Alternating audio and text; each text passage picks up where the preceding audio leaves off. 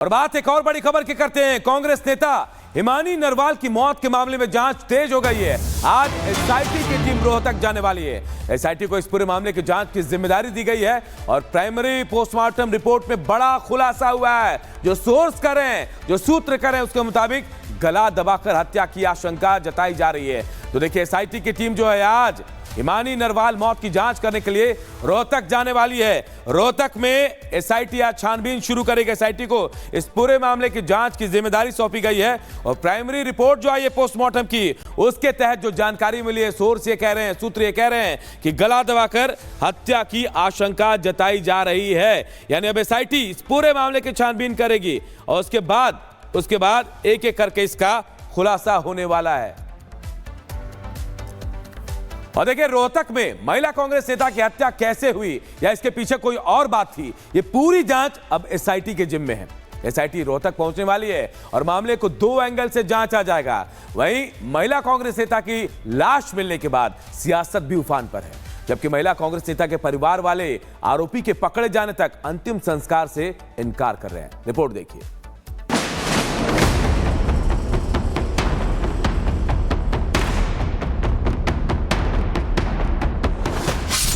महिला नेता की हत्या, जांच में जुटी एसआईटी टीम।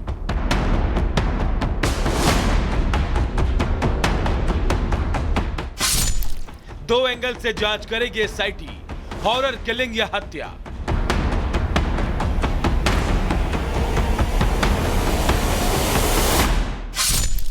हत्या पर सियासी रेस, हत्यारा की खोज थी।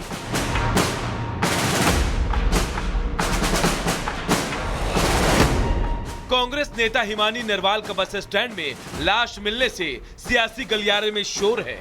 बीजेपी कांग्रेस के नेताओं पर आरोप लगा रही है, तो वहीं कांग्रेस बीजेपी सरकार के कानून व्यवस्था पर ही सवाल उठा रही है। लेकिन हिमानी के परिवार वाले इंसाफ की गुहार लगा रहे हैं। इतना ही नहीं, हिमानी के परिवार ने आरोपी के पकड़े जाने तक अंतिम संस्कार से भी इनकार कर दिया है। हरियाणा सरकार का भी मतलब तो कुछ कर्तव्य बनता है। चलो, मैं कांग्रेस पार्टी से तो भाई उससे जुड़ी हुई थी तो हरियाणा की बेटी, हरियाणा के कल्चर को भी सपोर्ट करती थी। वैसे भी हरियाणा की बेटी थी, मतलब पार्टी मायने नहीं रखती, मतलब थी तो मतलब इसी हरियाणा की बेटी वो। हिमानी के परिवार का आरोप गंभीर है। वही एसआईटी टीम रोहतक पहुंचने वाली है और हिमानी केस को दो एंगल से जांचेगी। पहला हॉरर किलिंग और दूसरा हत्या के एंगल से। लेकिन कांग्रेस नेता हिमानी की हत्या में किसी भी राजनीतिक साजिश से इनकार कर रहे हैं। उन्होंने कुछ कहा है तो मां का आक्रोश हो सकता है, मैं उस बात को नहीं, पर मैं कोई पॉलिटिकल एंगल इसमें नहीं देख रहा। मां के कुछ के सामने इस समय बहुत एक सेंटीमेंट्स और उसकी बात है, उसके बारे में कुछ नहीं बोलूंगा। बिल्कुल, हिमानी के लिए कहा जाता है एक छोटे से उम्र में वो काफी एक्टिव कार्यकर्ता थी कांग्रेस के लिए और साथ ही कई सारे एक्टिविटीज में वो आगे बढ़ चढ़ कर हिस्सा लेती थी। नहीं, she was doing the law also, law की पढ़ाई भी कर रही थी, साथ में पॉलिटिक्स के अंदर भी इन्वॉल्व थी। लेकिन हिमानी का परिवार कांग्रेस पर आरोप लगा रहा है। वहीं बीजेपी भी हिमानी की हत्या के पीछे साजिश बता रही है। बहुत गंभीर मामला है और कांग्रेस के लोग पहले भी ऐसे करते रहे। पुलिस गहराई से इसकी जांच कर रही है और जो भी सच्चाई निकलेगी उसको उसके अंजाम तक पहुंचाया जाएगा। क्योंकि उनकी पार्टी का अंदरूनी मामला है। ऐसी जानकारी आ रही है कि कुछ खींचातान चल रही थी पार्टी के अंदर, जिसके चलते उनकी हत्या हुई। एक बार जांच हो जाए, सब चीजें निकल कर आ जाएंगी और सरकार अवगत है सारी चीजों से और एक ठीक जांच भी हो रही है। हिमानी की हत्या कैसे हुई, किसने किया, ये सब कुछ जांच के बाद पता चल सकेगा। लेकिन हत्या पर सियासत उफान पर है और बीजेपी लगातार कांग्रेस पर आरोप लगा रही है, तो वहीं कांग्रेस बैकफुट पर दिखाई दे रही है। Bureau report, Republic Bharat. और बात संभल की करते हैं। संभल में प्रयागराज से लाए गए जो त्रिवेणी का जल है, उसका छिड़काव हो रहा है, लेकिन सेकुलर गैंग इससे परेशान है। और ऐसे में देखिए आज फिर गंगा जल लेकर एक टैंकर संभल पहुंचने वाला है और सभी पवित्र स्थानों पर इसका छिड़काव किया जाएगा। देखिए रिपोर्ट।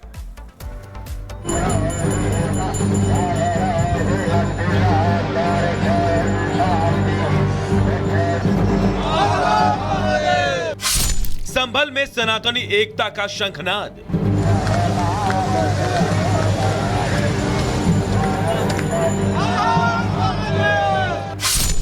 गंगा जल पहुंचने से सेकुलर गैंग परेशान।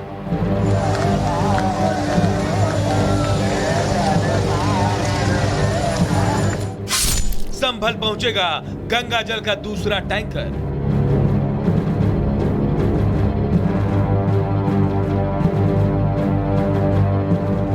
उधर महाकुंभ का समापन हुआ और इधर प्रयागराज से गंगा जल का टैंकर संभल पहुंचने लगा। गंगा जल की पहली खेप संभल पहुंच चुकी है और अब दूसरे खेप की तैयारी है। लेकिन संभल में गंगा जल पहुंचने से सेकुलर गैंग परेशान है, लेकिन सनातन में आस्था रखने वाले गदगद हैं।